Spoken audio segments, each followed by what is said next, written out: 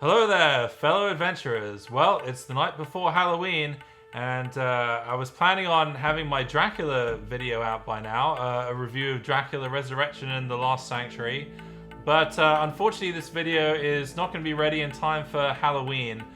One of the reasons for that is that I was getting ready to film last night and setting up this shot here. And the setup took a bit longer than I expected, so I was up until 1 a.m. setting up this shot, and then at the end of it I decided that I didn't have enough Halloween lights, so I went out and got some more today, and here we are. So the video is not going to be ready until after Halloween, probably this weekend I expect, but in the meantime I'd like to talk about... So, as you can see, this is Ripper, which is not one of my favorite games. In fact, I already reviewed this game back in episode 6.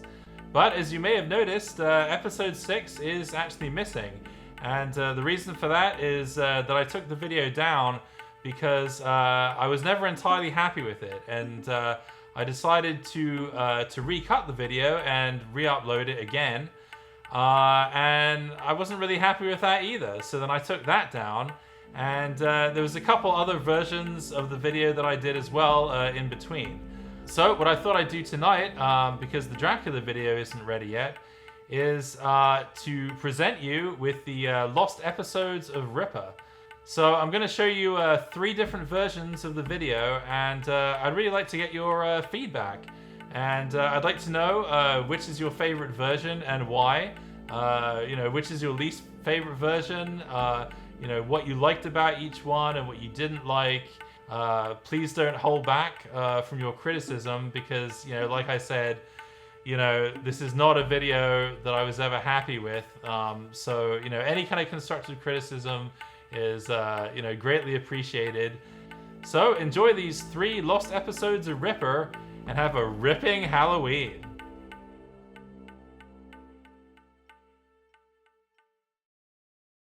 Here's my stuff. I'm going into interrogation, Brannon. Little police work. How's the coffee, Sarge? Nice and hot. Ripper was released in 1996 by Take-Two Interactive. The title is named after the infamous Jack the Ripper, the serial killer who terrorized Victorian London and preyed on the women of Whitechapel. The game is set in New York City in the year 2040.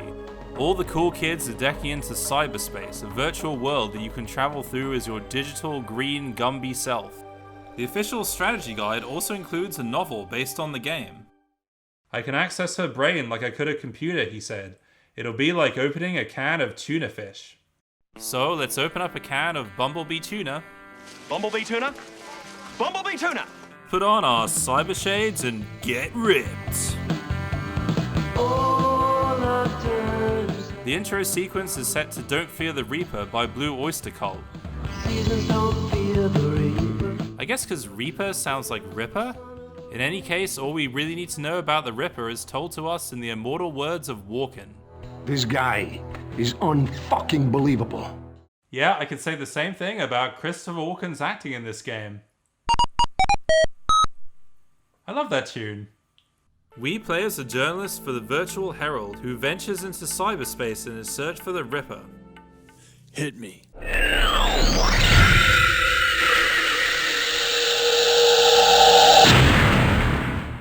Once in cyberspace, you can deck into different well spaces, most of which are guarded by a defense program called ICE.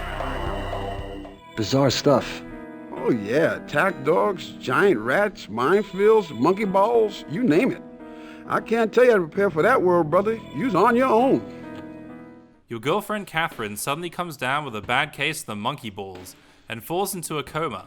She's taken to the Metacog, which is a highly sophisticated hospital of the future, where everything moves at the speed of light. It's so tedious getting around anywhere. I keep mashing the keyboard in vain, hoping that it'll skip me forward. When we finally make it to the ICU, we meet Dr. Burton. What are you doing here? My name's Jake Quinlan. I'm a friend of Catherine's. Quinlan. Ah, yes, Quinlan. A name of Irish origins, meaning descendant of Cowinlian, the Slender. The doctor isn't very helpful and for some strange reason is refusing to treat Catherine. we must call upon the wisdom of Paul Giamatti. The only way to help Catherine is to restore the memories and personality the Ripper destroyed. As we discover more clues that can rebuild Catherine's memory, the image of the Ripper becomes clearer. We go to the police station and question Detective Magnotta, who's busy reading some Pulp Fiction. 5 long years he wore this watch, up his ass. Any luck identifying the murder weapon yet? It's not rocket science. These people were butchered. You can't slice bacon with a baseball bat. Will it slice? That is the question. No, it won't.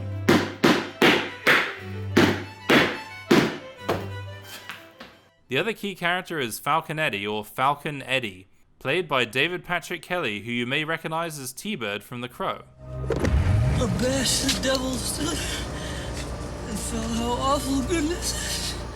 We first find him suspended from the ceiling in a kinky-looking cyber harness, which looks like something out of Phantasmagoria 2, but that's an adventure for another day.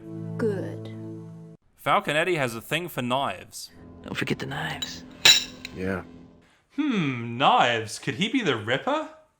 With Falconetti's cyber know-how, we deck into Catherine's brain and are confronted by the dreaded ice. Now we get to see inside our girlfriend's mind.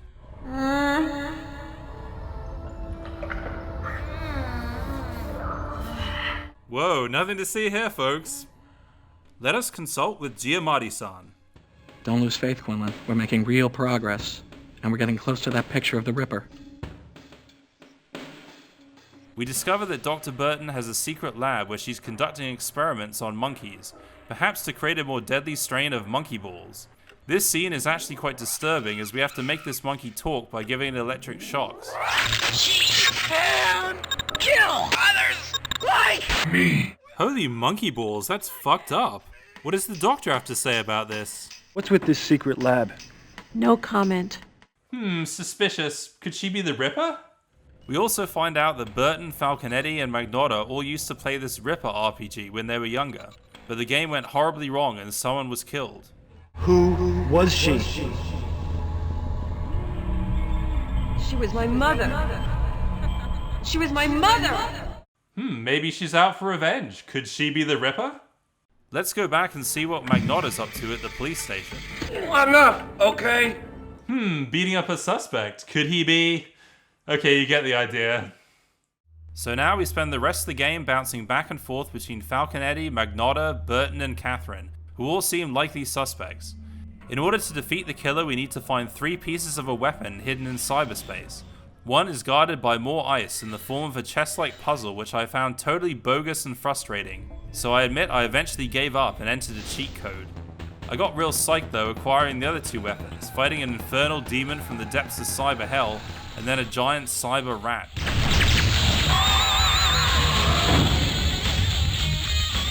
I see pride. I see power. I see a badass mother who don't take no crap of nobody. Now we're almost ready to confront the Ripper, but first we finally get to meet John Rhys Davies, who spends the whole time sitting down as he seems to be missing his legs. Now, let me tell you how you fucked me, and how I'm going to fuck you. Awkward. Suddenly we get a message from Giamatti-san. Quinlan, it's Cable. Something's come together in Catherine's mind. The image of the Ripper's become clearer. Get over here, fast. We're about to learn who our Ripper is. Oh boy, let's get over there right away. Oh, bloody hell. Back at the ICU, the Ripper invites us to play one final game. I want to play a game. We must venture into the virtual streets of Whitechapel and choose our Ripper. Fuck. No, it's not fuck. There are 4 separate endings, but from what I understand, the Ripper is randomly determined at the start of the game, so I don't really fancy going through all that ice again. In this scenario, the Ripper turns out to be the icy, monkey-shocking doctor. You really put a job on her. I couldn't have done it better myself. Cheers, Falcon. It was a pleasure flying with you in cyberspace. Good thing we didn't shoot you instead. I am the Ripper. You will be ripped.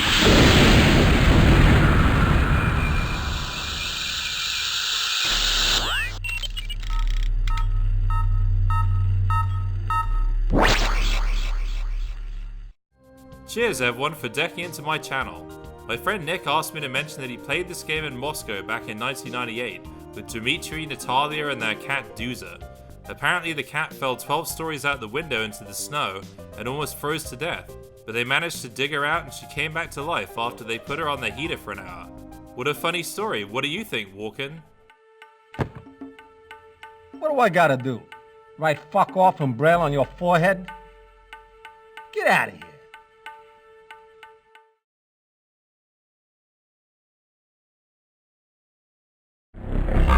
Dynamics operating system.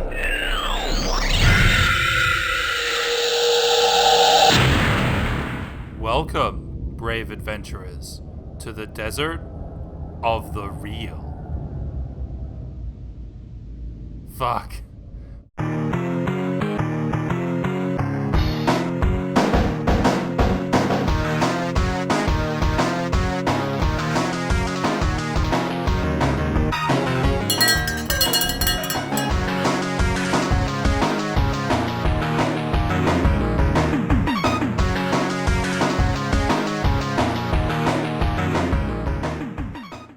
Ripper is an FMV full-motion video game released in 1996 by Take-Two Interactive. It features an all-star lineup of live actors including Karen Allen, Right. John Rhys-Davies, And my axe. and of course the one and only Christopher Walken. What a view. To a kill. We play as Jake Quinlan, a reporter for the Virtual Herald, who investigates the Ripper murders taking place around New York City in the year 2040. So who is the Ripper? This guy is unfucking believable. Almost as unbelievable as getting an anal probe from a blue alien dwarf. Can we talk this over? He's also named after the infamous serial killer Jack the Ripper, who from the looks of this picture was some kind of undead spirit who haunted Victorian London. In order to find out the Ripper's true identity, we must deck into cyberspace. This is your last chance. Will you take the blue pill or the red pill? Well, if you want to play the game, you gotta take the red pill. So, let's throw that blue pill away, and I'll show you how far the Ripper hole goes. Once decked in, you can access different portals or well spaces, some of which are guarded by a defense program called ICE. Bizarre stuff. Oh yeah, attack dogs, giant rats, minefields, monkey balls, you name it. Suddenly, your girlfriend Catherine comes down with a bad case of the monkey balls. The ever-helpful Detective Magnata had her brought to the Tribeca Center for Cyber Studies, also known as the Metacog.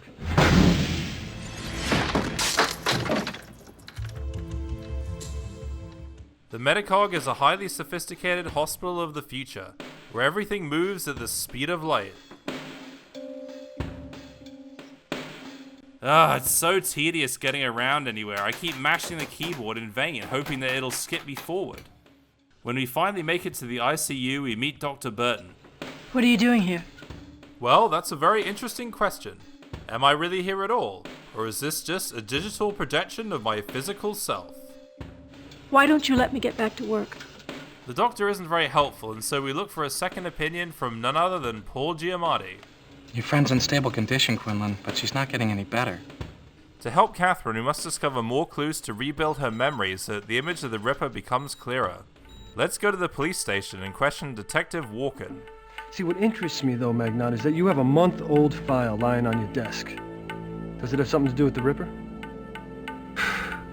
You're lucky I'm in a good mood today, Conan, because you come this close to finding out what it's like to be a human shish kebab rotating in one of our fine penal institutions. But you're way off on that. This is good. The other main character we meet is the famous Falconetti, played by David Patrick Kelly. Remember, Sally, when I promised to kill you last? That's right, Major. You did. I lied. We first find him suspended from the ceiling in a kinky-looking cyber harness, which looks like something out of Phantasmagoria 2. But that's an adventure for another day. Good. With Falconetti's cyber know-how, we deck into Catherine's brain and are confronted by the dreaded ICE. Now we get to see inside our girlfriend's mind.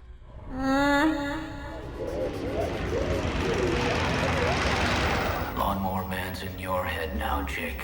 Oh. Was it good for you too? Let's go back and visit our favorite detective. But the third little piggy was smart. He was no Dunsky. He built this house from bricks. Smart piggy. Oink, oink. Any luck identifying the murder weapon yet? It's not rocket science. These people were butchered. You can't slice bacon with a baseball bat. Will it slice? That is the question. No, it won't.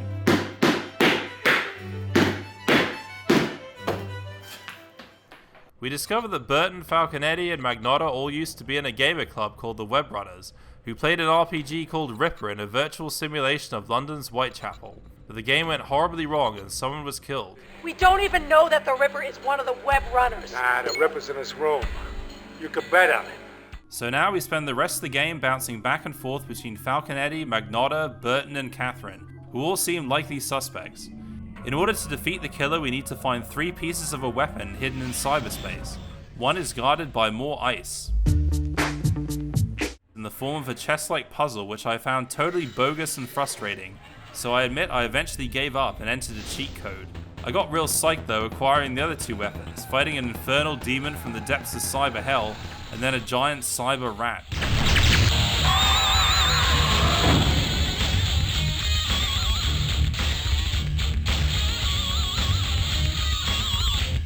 Now we're almost ready to confront the Ripper, but first we finally get to meet John Rhys-Davies, who spends the whole time sitting down as he seems to be missing his legs. Let me tell you how you fucked me, and how I'm going to fuck you. What'd you have in that teacup, anyway? Your ass, my boy. Asps. Suddenly we get a message from Giamatti-san. Quinlan, it's Cable. Something's come together in Catherine's mind. The image of the Ripper's become clear. Get over here, fast. We're about to learn who our Ripper is. Oh boy, let's get over there right away. Ah, bloody hell. Back at the ICU, the Ripper invites us to play one final game. I want to play a game. We must venture into the virtual streets of Whitechapel and choose our Ripper. Fuck! There are 4 separate endings, but from what I understand, the Ripper is randomly determined at the start of the game, so I don't really fancy going through all that ice again. In this scenario, the Ripper turns out to be Dr. Burton. You really put a job on her. I couldn't have done it better myself.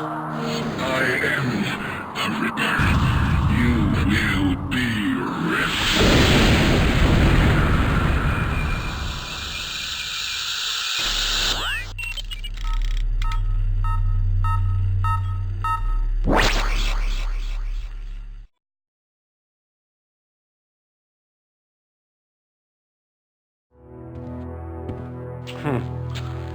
Figured you'd get here sooner or later, Quinlan. You can't get enough of this story, can you? I think everyone's had enough of this story, Magnotta. Hello again, fellow adventurers. Today we're going to be revisiting Ripper.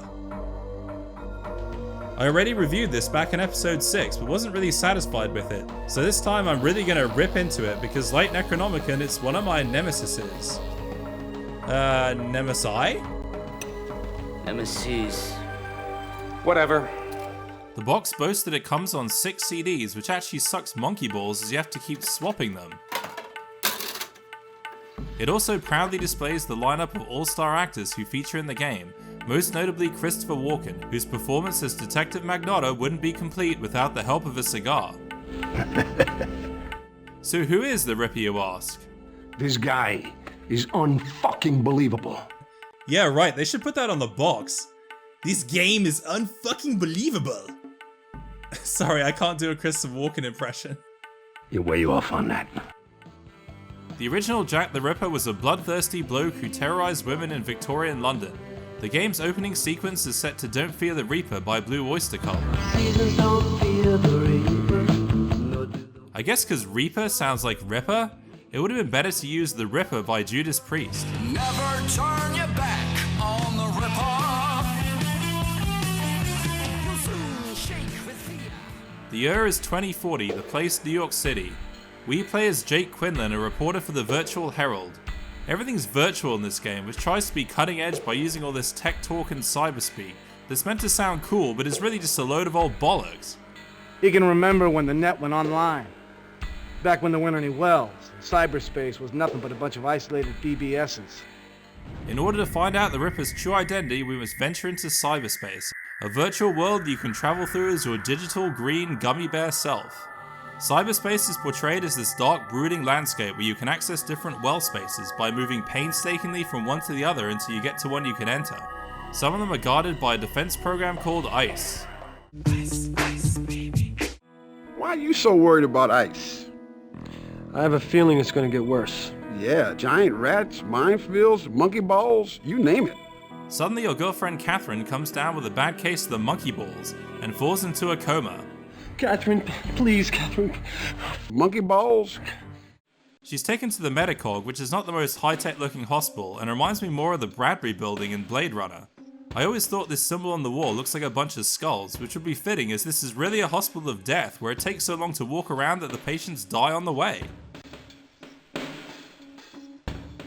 If only there was a key to skip this and save all this pain and torture. When we finally make it to the ICU, we meet Dr. Burton. What are you doing for her? I'm not doing anything for her as long as I'm standing here talking to you. Why don't you let me get back to work? Wow, what a ball breaker. She's a real ball breaker, though. We also run into the one and only Paul Giamatti in one of his classic earlier roles. What can I do to help restore that image of the Ripper? Dig up everything you can about the Ripper. Especially anything Catherine knew about the case. Of course, none of it's going to be of any use. Just look at that smile, he's obviously having a great time. Well, either that or he's drunk a bit too much Merlot. I am not drinking any fucking Merlot! Okay, relax, Miles. In order to help Catherine, we must discover clues to rebuild her memory so that the image of the Ripper becomes clearer. You seek out the help of the infamous hacker Falconetti, played by David Patrick Kelly. Remember, Sally, when I promised to kill you last? That's right, Major. You did. I lied. We first find him suspended from the ceiling in a kinky-looking cyber harness, which looks like something out of Phantasmagoria 2. Good. With Falconetti's cyber know-how, we deck into Catherine's brain and are confronted by the dreaded ICE. Now we get to see inside our girlfriend's mind.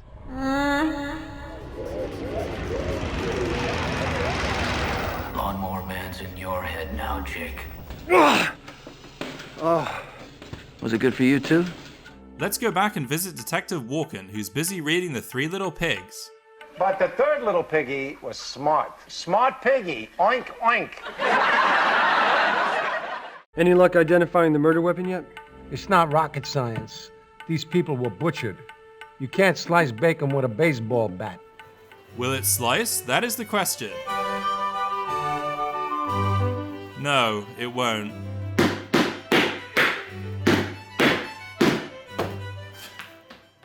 So now we spend the rest of the game bouncing back and forth between Falconetti, Magnotta, Burton, and Catherine, who are all likely suspects. To defeat the Ripper, we must obtain 3 pieces of a weapon hidden in cyberspace. The first weapon is guarded by this bloody chess puzzle, which is so totally bogus and frustrating that I admit I gave up and entered a cheat code, which is aspirin. Why? Because you're gonna need an aspirin after playing this game.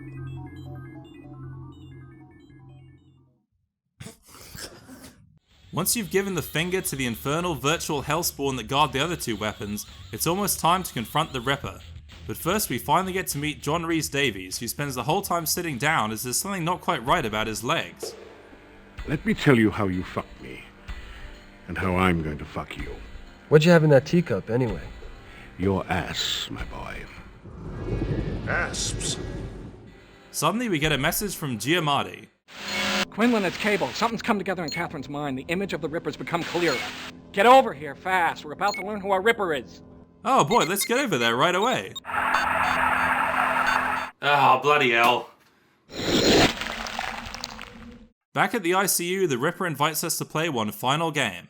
I want to play a game. We enter the virtual streets of Whitechapel to choose our Ripper. Fuck. Fuck is right, as we still have no clue who the killer is and just have to take a guess. There are 4 possible endings with 4 Rippers, but this is randomly determined at the start of the game, so you have to play through the entire thing again not knowing what ending you'll get. If you have the Ripper patch though, you can enter a DOS command that selects the scenario for you. I was curious how different scenario 4 would be where Catherine turns out to be the Ripper. In this scenario, there are fingerprints on a knife you find that belongs to someone called Jelly Roll Wilson, a hitman who works for John Rhys Davies.